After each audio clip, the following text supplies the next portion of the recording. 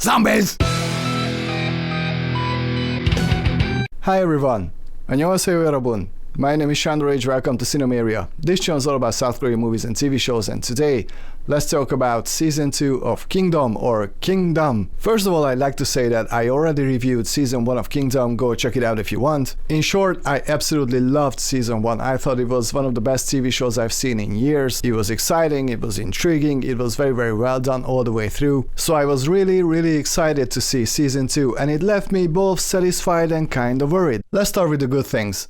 Thankfully, the whole cast of Season 1 is here. Season 2 is again directed by Kim Seong-hun, and it stars Ju Ji-hoon as the Crown Prince, Doona or Doona Bae as you might know her as a nurse/doctor, or shall I say she's a healer, Kim Seong-hun, who's a great actor as the guard of the Crown Prince, Kim Seong-kyu as a gunner who's not so mysterious anymore, Chun Suk-ko as a cowardly nobleman, and lots of other people. First of all, the performances are brilliant all throughout the show. Brilliant actors working with a brilliant script and with a great director. It is such a joy to watch this show because of the brilliant cinematography, the great directing, and the fantastic acting. Thankfully, the story is a logical continuation of Season 1, and by the way, if you don't know what this show is about, this is basically a zombie show set in the late 1600s in Korea. But it's also a little bit more than that. It's also a political thriller. And if the fact that this is a zombie show keeps you from watching it, please do yourself a favor and think twice, because this is a lot more than just a zombie show, and even the zombie aspect of it is pretty interesting. First off, there's an actual cause for the zombie outbreak, and because of that, there might even be a cure for this disease. It is so refreshing. And second, the political part is equally as interesting as the zombies. For the most part. As I mentioned before, all the performances are excellent. In Season 2, it's probably Doona or Doona Bae who shines the most. I loved her even before this.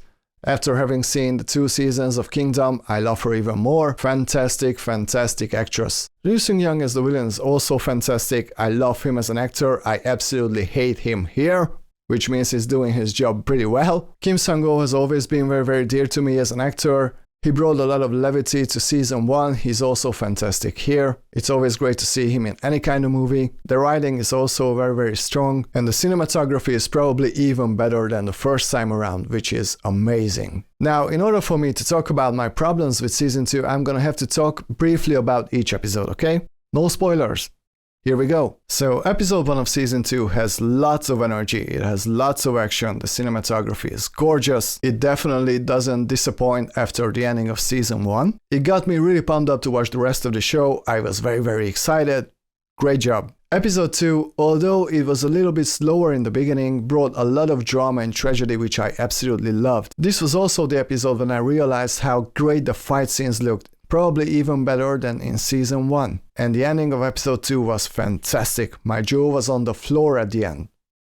Freaking great job! Episode 3 opened with a great reverse shot. It was a flashback, by the way, and there's quite a lot of flashbacks here, but while I usually hate flashbacks, I do think that here the flashbacks actually are adding another layer to the story, so they are welcome. This was the episode where I realized how great sometimes the music was. Usually I don't really care about music as such when it comes to movies and TV shows, but when the music is great, obviously it adds a lot to the experience of watching a film or a TV show, and about half of the musical pieces in Kingdom are just beautiful. The writing aspect of Episode 3 is also pretty brilliant. The script does a great job of bringing together and splitting up the cast again, which means each cast member has something to do, which is pretty freaking great. I also loved how resourceful people were in this show. Keep in mind this is the late 1600s, people don't have machine guns or bazookas, bullets are rare, so they have to find other ways to fight the zombies. And also, the ending of this episode. I thought that the creators of the show did a very bold move.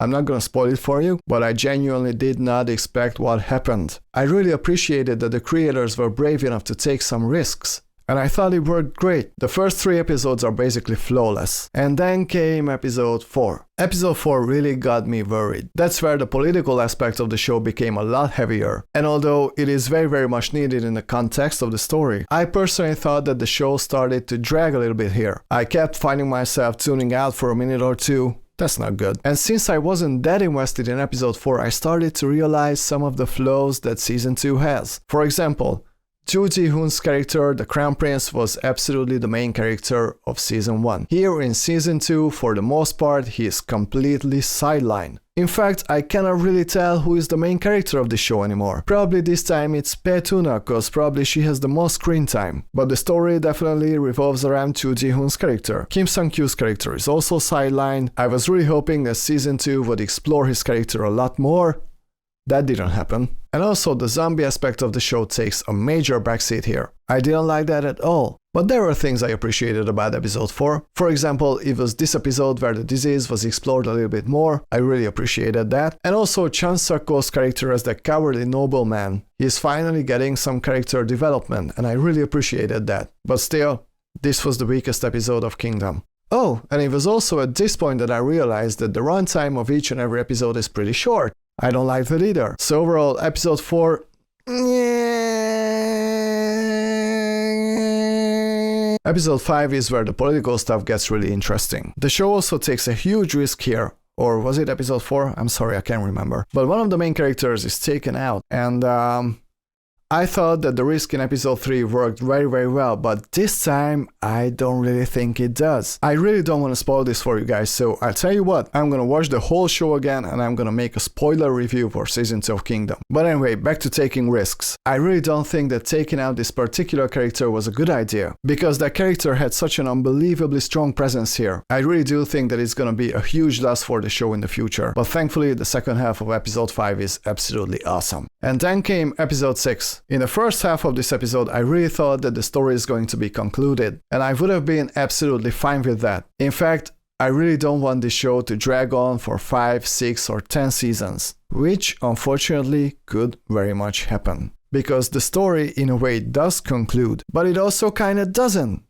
It's very hard to talk about this without spoiling anything, but I would have been very much fine with closing the show right here. Unfortunately, that is not the case here. And it leaves me very much worried about the future of Kingdom. Because I kind of feel like that they could pull this trick at the end of each and every season. Which means that the show could go on forever. Which means that it's gonna become a fucking bloated mess. And I don't want that. But overall, I really enjoyed Season 2 of Kingdom. Even though I liked Season 1 overall a little bit better, Season 2 still pretty much delivers. And I'm gonna give this one 85%. If there's only one TV show that you wanna check out this year, I'd recommend Season 2 of Kingdom. But of course, be sure to watch Season 1 as well. Before I say goodbye guys, please help me out. Apparently my videos would need Korean subtitles, so if you're watching this, and if you understand English, and if you can read and write Korean, and if you feel like creating subtitles for my videos, please contact me, link is in my description. Other than that, thank you guys very much for watching. Please don't forget to like and to subscribe.